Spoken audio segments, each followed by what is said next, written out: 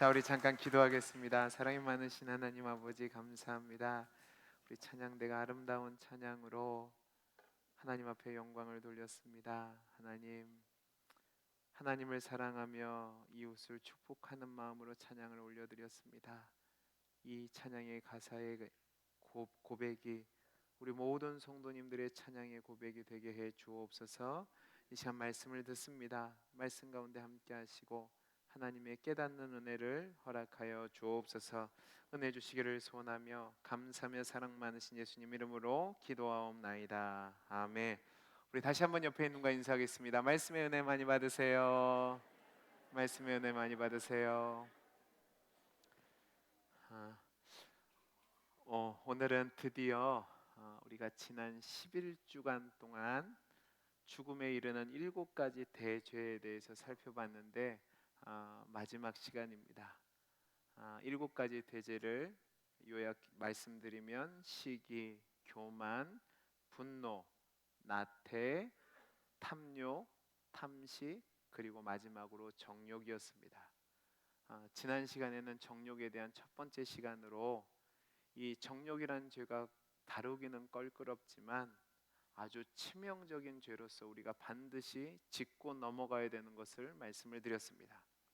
이 정욕은 하나님이 우리에게 선물로 주신 이 성이라는 것을 함부로 사용하면서 나타나는 죄악으로 남에게뿐만 아니라 나 자신에게도 죄를 짓는 행위가 되고, 또 이로 말미암아 심각한 파괴적인 현상이 나타나는데 그 실례를 우리는 사무엘하 13장에 나타난 암논과 다말의 이야기를 통해서 살펴봤습니다. 자, 그러면 이제는 오늘 우리가 어떻게 하면 이 정욕을 피할 수 있을까에 대해서 4가지를 통해서 여러분과 함께 은혜를 나누어 보려고 합니다.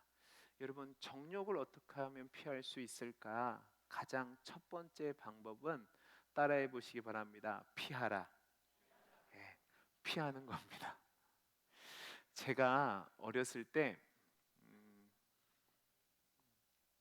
개구쟁이였을까요? 아니었을까요? 개구쟁이죠. 엄마가 새 옷을 사줍니다. 새 옷을 사주면 야, 이거 깨끗하게 입어야 돼 그럽니다. 하도 그러다가 많이 혼났으니까 이제 처음에는 깨끗하게 입어야지 갑니다. 그러면 아이들이 그때는 뭐 이렇게 학교 운동장에서 시장통에서 놀면 뭐 진흙탕도 있고 그러잖아요. 그러면 처음에서 멀리서 바라봅니다. 오늘만은 옷을 지켜야 된다. 이렇게 가면 또 혼난다. 이러고 있는데 애들이 자꾸 꼬셔요. 놀재요. 그럼 어떻게 하죠? 그래, 그럼 내가 좀만 더 가까이 가서 볼게. 조심해야지 하는데 그게 되나요? 그러다 보면 이제 새 옷에 뭐가 튀기죠? 진흙도 튀기고 먼지도 묻습니다. 그 다음은 어떻게 되죠? 에라이 모르겠다. 나도 논다. 이렇게 노는 거죠. 아마 다 경험을 해보셨을 건데요. 그래서 우리나라 속담에 옛날에 까마귀 노는 곳에 백로야 가지 말라고 그런 겁니다. 깨끗한 사람이 더러운 사람 곁에 있으면 자연스럽게 더러워지니까 그 자리를 피해야 된다는 거죠. 여러분, 우리가 특별히 정욕에 대해서는 다른 방법이 없고 왕도가 없습니다. 아무리 우리의 몸과 마음을 다스리고 훈련해서 탁월한 도덕적인 또 인품을 가진 사람이라 할지라도 우리 몸 안에 있는 이 욕망을 완전히 제거하는 것은 불가능하다고 봐야 됩니다. 그러니까 정욕의 유혹을 받을 만한 여건과 환경에 들어가지 않아야 하고, 그러한 상황에 부딪혔다면 무서워서 피하는 것이 아니라 나 자신을 지키기 위해서 빨리 피하는 것이 최상의 방법인 거죠. 오늘 말씀에 나오는 요셉이라는 인물이 바로 이 방법을 사용했습니다. 오늘 말씀을 보면 우리가 잘 알고 있는 말씀인데, 어린 요셉이 형들의 시기를 받아서 예굽의 종으로 팔려오게 됩니다. 군대 장관이었던 보디발이라는 사람의 집에 갔는데 얼마나 일을 성실하게 잘 감당했는지 이 보디발이라는 사람이 그 사람 집안에 많은 종들이 있었을 거예요. 그리고 자국민 종들도 있었을 겁니다. 그런데 그 모든 사람을 제쳐놓고 이 어린 요셉을 총무에 임명합니다.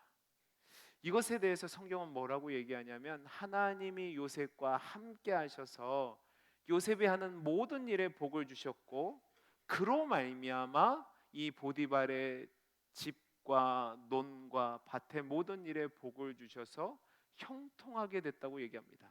여러분 이 사실을 보디발도 알게 된 거예요.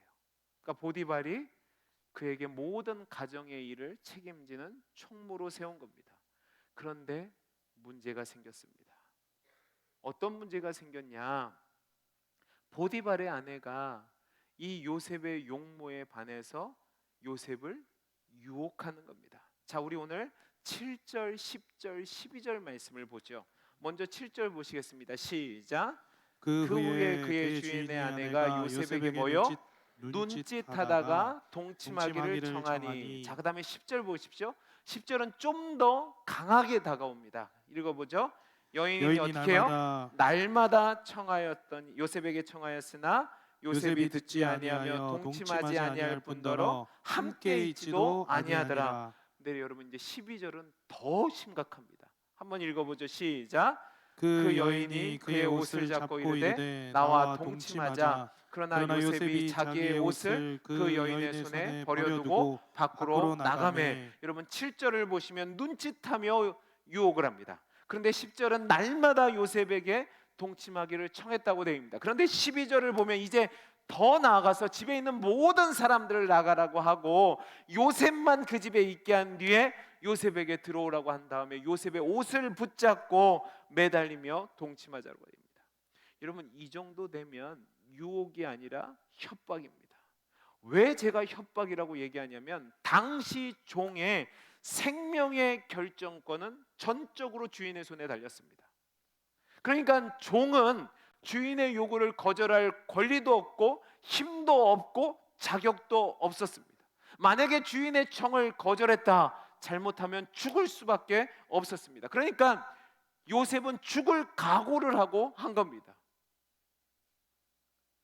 여러분 오늘 말씀을 보면 요셉은 그 무서운 유혹에 생명을 걸고 거절을 합니다. 먼저 7절에 눈짓하며 유혹하니까 요셉이 8절 9절에서 이렇게 얘기합니다. 여러분 이 말씀을 잘 보셔야 됩니다. 요셉이 거절하여 자기 주인의 아내에게 이르되 내 주인이 집안의 모든 소유를 간섭하지 아니하고 다 내 손에 위탁하였으니 이 집에는 나보다 큰 이가 없으며 주인이 아무것도 내게 금하지 아니하였어도 금한 것은 당신뿐이니 당신은 그의 아내임이라. 그런즉 내가 어찌 이 큰 악을 행하여 하나님께 죄를 지으리까라고 되어 있습니다. 여러분 이 말씀을 그냥 넘어가시면 안 되고 아주 중요한 점이 있습니다. 자 보세요. 요셉이 보디발의 아내를 설득을 하는데 주인이여, 당신의 남편 보디발이 나를 믿고 나에게 이 집안의 모든 일을 맡겼습니다. 그런데 당신만은 금했습니다. 그런데 내가 당신을 취해서 동침함으로 죄를 지을 수 없습니다. 근데 여러분 잘 보세요.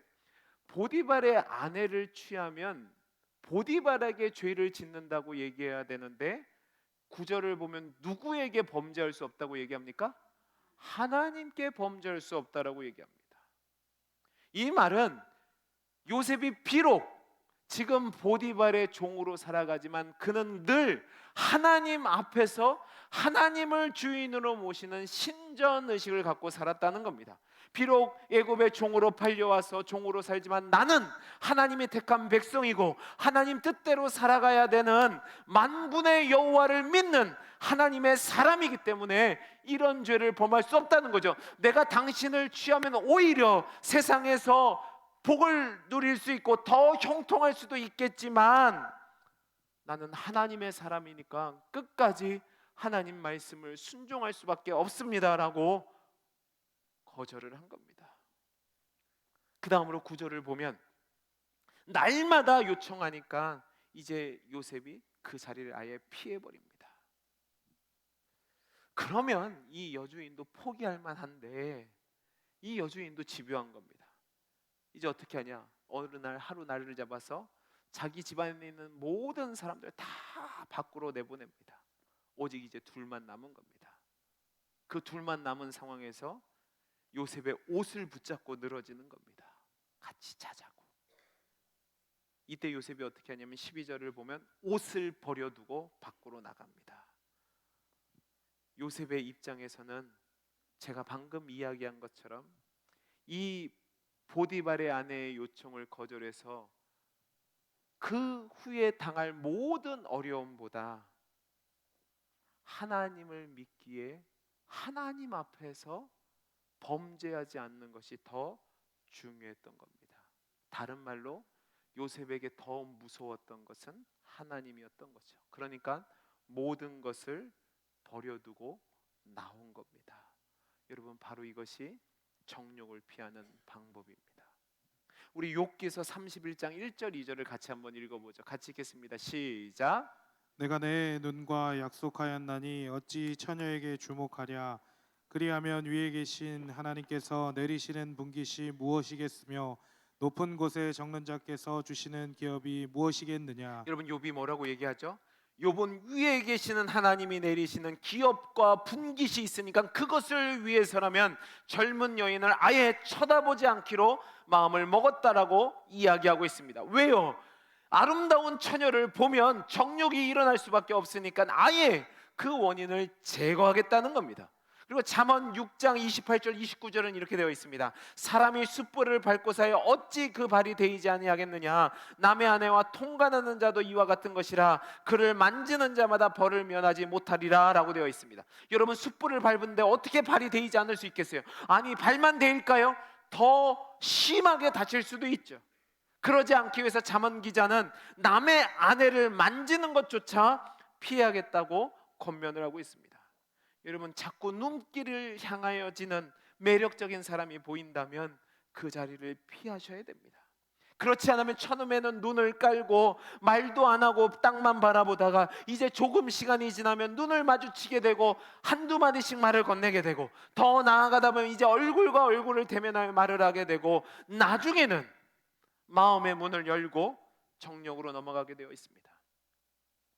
초대교회사를 보면 4세기 콘스탄티노플이라는 곳에서 이단과 신학 논쟁으로 명성을 얻고 신망을 얻었던 선생님이 한 분 계셨는데 그 사람의 이름이 뭐냐면 에바그리우스라는 사람입니다. 근데 이 에바그리우스가 교회의 지도자로 사역을 하는 중에 자신이 담당하던 교회의 중직자의 아내와 사랑에 빠졌습니다. 걷잡을 수 없이 끈들리는 마음에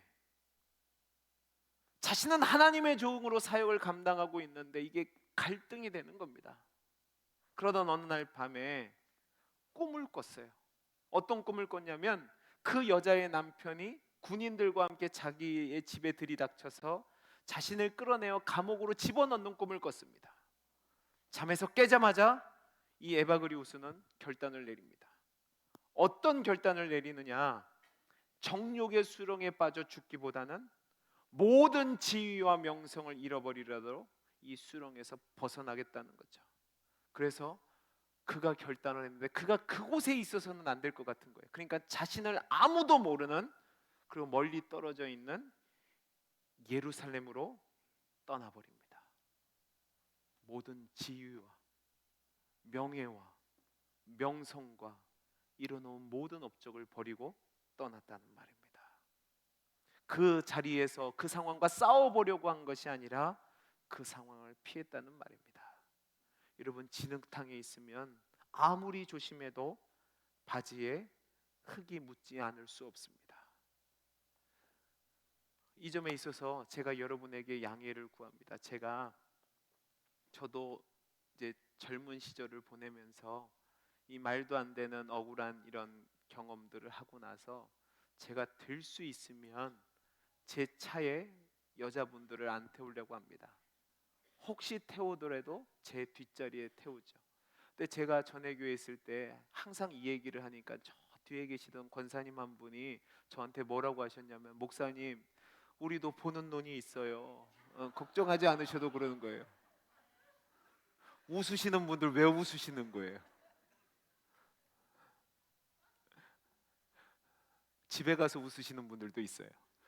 근데 제가 이렇게 말씀드리는 이유는 제가 피하려고 하는 겁니다. 여러분들을 존중하지 않아서가 아니라 저와 여러분을 지키기 위해서 그렇게 하는 거죠. 여러분들도 마찬가지입니다. 여러분 지금 우리 주변을 보면 사단이 얼마나 많은 유혹들을 여러분에게 꼬이는지 모릅니다. 오늘 유혹을 피하지 못하더라도 내일 회개하면 되지 않겠냐라고 여러분을 유혹하죠. 그리고 오히려 그것들을 하지 않으면 바보라고 이야기를 합니다. 그러나 여러분, 이러한 사단의 꿰매에 빠지게 되면 결국 회개할 기회를 갖지 못하고 정말 심각한 파괴의 현상을 경험하게 될 겁니다. 저는 지금 우리나라를 보면 정말로 걱정입니다. 너무나도 심각한 성적 부도덕에 빠져 있습니다. 산악회, 체육 동호회, 동창회, 기타 모임 등을 통해서 책임지지 못할 죄를 짓고 가정이 깨어지고, 제가 지난주에 말씀드린 것처럼 책임지지 못할 아이를 낳고 버리는 겁니다. 여러분, 혹시 여러분 중에 누구에게도 말 못하지만 이런 것 때문에 고민하고 계시는 분이 계십니까?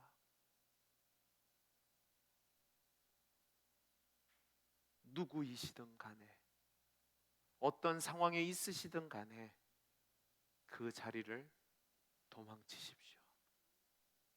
그래야 여러분도 살고 여러분의 가정도 지켜지고 그것으로 말미암아 죄악된 일도 일어나지 않습니다. 너무나도 뻔뻔한 시대가 되어버렸습니다. 그러나 우리는 하나님 앞에서 살아갑니다. 그 자리를 피하셔야 됩니다. 두 번째로 정욕을 피하는 방법은 이 시대의 거짓말을 간파하는 겁니다. 그러면 이 시대의 거짓말이 뭘까? 이 시대의 거짓말은 바로 내가 내 삶의 주인이라는 거짓말입니다. 나는 내가 주인이니까 내가 원하는 사람과 함께 내가 기쁘기만 한다면 그것이 권리니까 모든 것을 즐길 수 있다라는 거짓말인 거죠. 내가 즐길 수만 있다면, 행복할 수만 있다면, 상대가 미혼이든 기혼이든 상관없이 내가 원하는 것을 하면 그것으로 내 삶에 활력이 생기고 기분이 좋아지니까 그것이 좋은 것이라고 이야기하는 거짓말이라는 말입니다. 여러분, 내가 소중한데 과거의 관습이나 사회적 시선이나 가치관이나 통념이나 종교의 내 자아를 맡길 필요가 없다는 거죠. 그러나 여러분, 이것은 세상의 속임수입니다.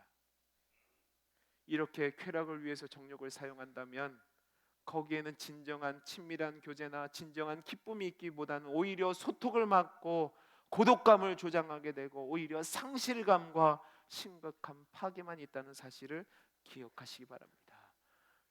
다윗이 밧세바를 범한 사건을 보시기 바랍니다. 지금 수아의 장수들은 나라를 위해서, 자신을 위해서 생명 걸고 싸우고 있는데 다윗은 혼자 왕궁의 지붕을 거닐고 있었습니다. 그러다 목욕하던 밧세바를 봅니다. 왜 밧세바를 데려오죠? 그냥 넘어가야죠. 그래도 된다고 생각했습니다. 왜? 내가 왕이니까, 이 나라의 주인이니까. 유부녀였음에도 불구하고, 자신의 수아의 충성스러운 장수의 부인이었음에도 불구하고 그는 나라를 다스리는 왕으로 하나님을 대신해서 섬기는 자였음에도 불구하고 내 백성이니까 내 마음대로 해도 된다는 겁니다. 왜? 당시 다른 나라들 다 그렇게 했거든요. 그러니까 나도 그래도 된다는 거죠. 여러분, 이것이 바로 사단이 다윗을 유혹했던 거짓말이었습니다. 여러분, 이 결과가 얼마나 참혹한 줄 아십니까? 성경을 읽어보면 사무엘하 1장에서 10장까지는 다윗이 승승장구하는 모습이 나옵니다. 그런데 11장에서 우리아의 아내 밧세바를 범한 사건 이후로 여러분이 잘 알다시피 다윗의 인생은 폭망을 하게 됩니다. 평생을 신음하며 울며 지냈다는 말입니다. 여러분, 하나님의 백성은 하나님이 정하신 질서 안에서 살아가야 합니다. 아멘이십니까? 그러면 그 질서 안에서 내가 주인 된 삶이 아니라 하나님의 뜻대로 하나님이 주인 되는 삶을 살아야죠. 그럼 그럼 어떻게 하면 이러한 세상의 거짓말에 대응할 수 있을까? 바로 하나님의 진리의 말씀을 내 마음에 새기는 겁니다. 우리 시편 119편 9절에서 12절 말씀 같이 한번 읽어보겠습니다. 시작. 청년이 청년이 무엇으로 무엇으로 그의 그의 행실을 행실을 깨끗하게 깨끗하게 하리까? 하리까? 주의 주의 말씀만 말씀만 지킬 지킬 따름이니이다. 따름이니이다. 내가 내가 전심으로 전심으로 주를 주를 찾아싸우니 찾아싸우니 주의 주의 계명에서 계명에서 떠나지 떠나지 말게 말게 하소서. 하소서. 내가 내가 주께 주께 범죄하지 범죄하지 아니하려 아니하려 하여 하여 주의 주의 말씀을 말씀을 내 내 마음에 마음에 두었나이다. 두었나이다.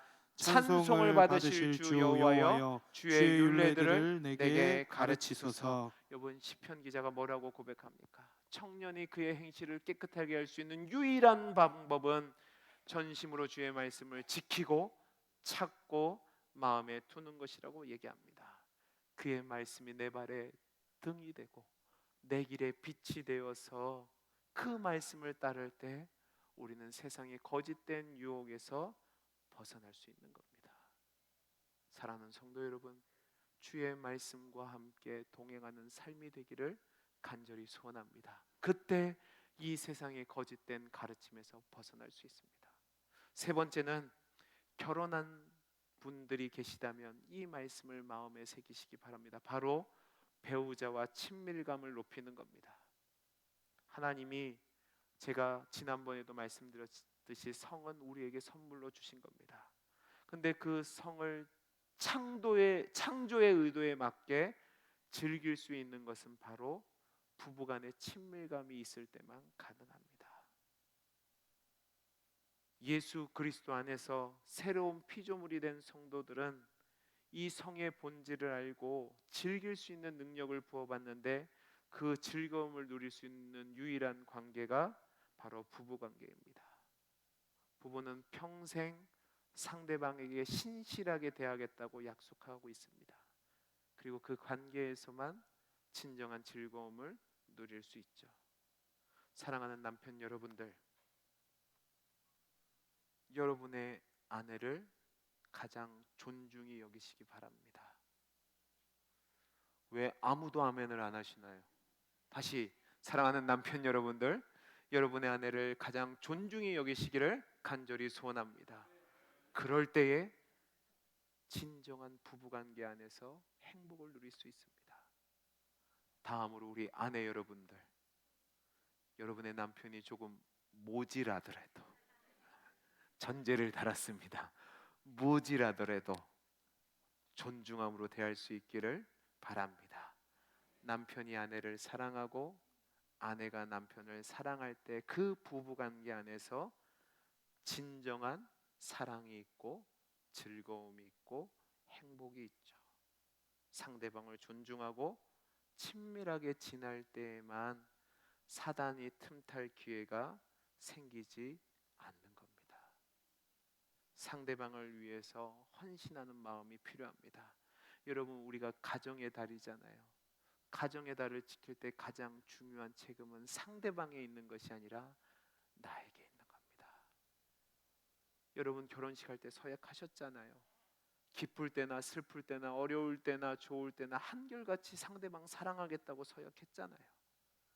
그 사역을 기억하시면서 상대방을 나보다 더 낫게 여기고 존중하고 헌신할 때에 그 안에 정욕은 사라지고 진정한 기쁨과 만족이 있을 줄로 믿습니다.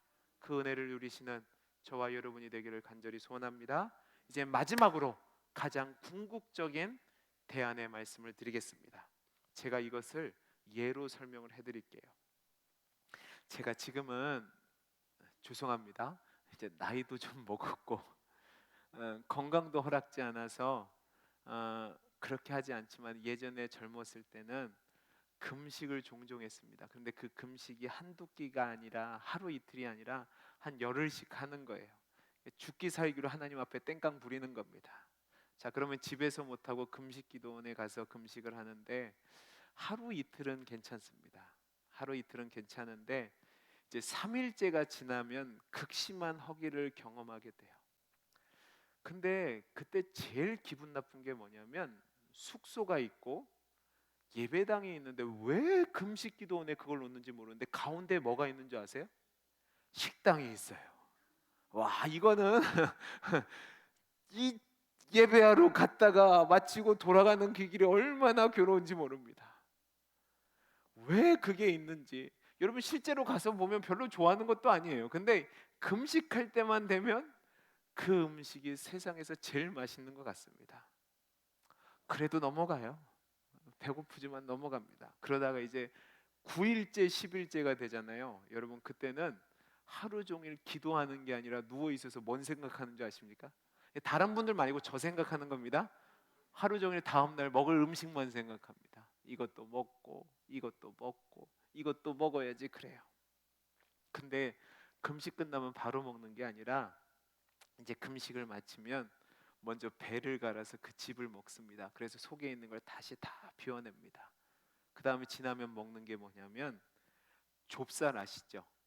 좁쌀을 푹 끓입니다. 그러면 맑은 물이 나와요. 그걸 먹어요. 근데 여러분 그게 얼마나 맛있는 줄 아십니까? 조금 주면 그것 때문에 맘상해요. 근데 여러분 잘 보세요. 하루 지나고 이틀 지나고 3일 지나고 4일 지나면서 제가 밥도 먹고 고기도 먹고 다른 먹고 싶은 것을 먹을 수 있게 돼요. 그러면 이제 질문입니다. 제가 그때가 됐을 때 이 좁쌀물을 먹을까요? 안 먹을까요? 대답해 보세요. 먹을까요? 안 먹을까요? 안 먹어요. 왜 안 먹죠? 맛있는 게 있으니까. 배부른데 못하러 그걸 먹겠어요. 여러분 사람이 아무리 산의 진미가 있어도 배부르면 쳐다보기 싫은 겁니다. 저는 정욕을 이기는 방법도 마찬가지라고 생각합니다. 오늘날 많은 사람들이 엄청난 물질적인 풍요를 누리면서도 정작 음란한 것에 마음을 빼앗기고 탐닉하고 그런 것을 하면서도 더 지루해하고 실증을 느끼는 이유는 바로 참된 즐거움에 배부르지 않기 때문에 그렇습니다. 다른 말로 영적으로 빈곤하기 때문이죠. 영적으로 갈급하니까 배가 고프니까 아무거나 때려 넣는 겁니다. 그걸로 배를 채우려고 하는데 더욱 문제는 그러한 것들이 우리에게 만족을 주는 것이 아니라 소금물 같아서 더 갈증을 일으킨다는 거죠. 정말로 이 문제를 근원적으로 해결하기를 원한다면 그 해결책이 있어야 되는데 바로 우리의 영혼이 우리의 영적인 상태가 가득 채워져 있을 때 거기서 자유로울 수 있다는 말입니다. 여러분 우리가 앞에 있는 7가지 모든 죄도 마찬가지입니다. 우리 안에 우리 마음에 진정한 기쁨과 만족이 없으니까 그 허전함과 배고픔을 달래기 위해서 다른 것들에 집중하다 보니까 정욕도 생기는 겁니다. 그러면 우리가 어떻게 하면 진정한 기쁨과 만족과 행복으로 채울 수 있을까? 성경은 이렇게 얘기합니다. 하나님과 함께 할 때에 진정한 기쁨과 만족과 행복을 채울 수 있다는 사실을 믿으시기 바랍니다. 왜요? 하나님이 하늘에 속한 모든 신령한 것으로 우리에게 차고 넘치도록 채워주시니까 우리가 그 근원적인 기쁨으로 말미암아 대체할 수 있는 거죠. 여러분 이 세상의 것으로는 그 어떤 것도 우리가 만족할 수 없습니다. 성도 마찬가지죠. 하나님의 대체물이 될 수 없다는 말입니다. 인간의 가장 큰 만족과 즐거움은 하나님께로 나아가며 하나님으로 채워져서 하나님을 즐거워할 때라는 사실을 기억하시기 바랍니다. 그리고 그 은혜 가운데 우리가 예수로 충만할 때에 우리는 배부를 수 있습니다. 왠지 아세요? 예수님의 생명의 떡이 되시고 마르지 않는 생수의 강이 되시기 때문에 그렇습니다. 자, 우리 요한복음 6장 32절에서 35절 읽죠. 시작. 예수께서 이르시되 내가 진실로 진실로 너희에게 이르노니 모세가 너희에게 하늘로부터 떡을 준 것이 아니라 내 아버지께서 너희에게 하늘로부터 참떡을 주시나니 하나님의 떡은 하늘에서 내려 세상에 생명을 주는 것이니라. 그들이 이르되 주여 이 떡을 항상 우리에게 주소서. 예수께서 이르시되 나는 생명의 떡이니 내게 오는 자는 결코 줄이지 아니할 터이요 나를 믿는 자는 영원히 목마르지 아니하리라. 여러분 생명의 떡 되신 예수님이 내가 생명의 떡이니까 나를 먹으면, 즉 나를 믿으면 결코 줄이지 아니할 거라고 얘기합니다. 그런데 거기서 덧붙이는 게 있는데 영원히 목마르지 않는데 왜요? 7장 37절 38절에 이렇게 얘기합니다. 명절 끝날 곧 큰 날에 예수께서 서서 외쳐 이르시되 누구든지 목마르거든 내게로 와서 마시라. 나를 믿는 자는, 성경에서 이런 것과 같이 그 배에서 생수의 강이 흘러나오리라 하시니. 여러분, 예수님이 뭐라고 얘기합니까? 누구든지 가람과 누구든지 배고픔이 있으면 내게로 와서 먹고 마셔라. 그러면 결코 배고프지 않고 결코 가라지 않을 수 있도록 생수의 강이 흘러 넘치게 하신다고 얘기합니다. 사랑하는 성도 여러분, 우리가 주를 믿고 주로 충만할 때에 진정한 만족과 배부름과 갈증의 해소가 있습니다. 그렇게 배부르게 되면 그깟 잠시 잠깐의 정욕의 마음을 빼앗기지 않을 수 있고 자유로울 수 있는 거죠. 말씀을 마치겠습니다. 제가 설교를 마치기 전에 마지막으로 성경 한 장만 읽고 이 설교를 마치려고 합니다. 저와 여러분이 모두 다 잘 알고 있는 말씀입니다. 시편 23편입니다. 우리 같이 한번 읽어보죠. 시편 23편입니다. 시작.